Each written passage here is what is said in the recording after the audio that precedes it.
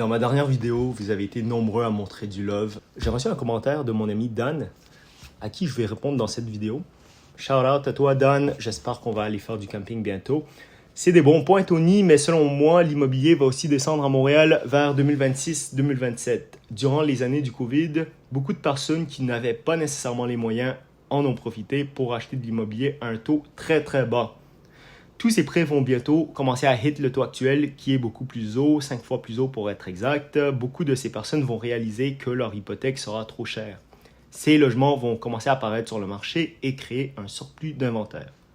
Et tout cela sans parler que le Canada n'a aucune hausse de GDP depuis une décennie. Notre économie est dans la boue. C'est quoi ton opinion sur tout ça? Bon, c'est un super bon point que tu soulèves, Dan. C'est vrai que plusieurs acheteurs des années COVID arrivent bientôt à la fin de leur taux fixe ultra bas, puis ça risque de créer une pression sur certains propriétaires. On pourrait donc voir plus de propriétés mises en vente, ce qui peut tempérer le marché. Mais petite précision, les taux ne sont pas 5 fois plus hauts, mais environ 2 à 3 fois.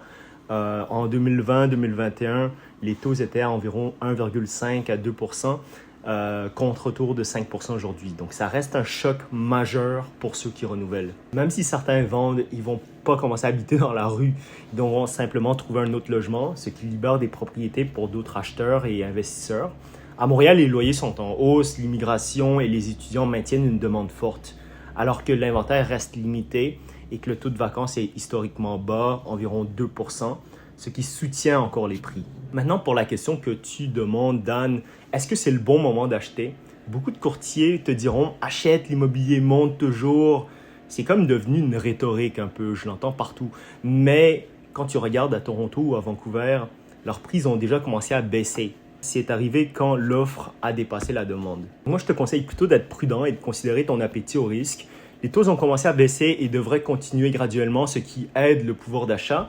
Donc, si tu es stable financièrement et que tu penses long terme et que tu trouves la bonne propriété, ça peut être intéressant. Mais si ton budget est serré ou que tu comptes revendre rapidement, c'est plus risqué. Et pour est-ce que ça va baisser en 2026-2027? Honnêtement, je n'ai pas de boule de cristal. On pourrait voir un rééquilibrage ou une stabilisation.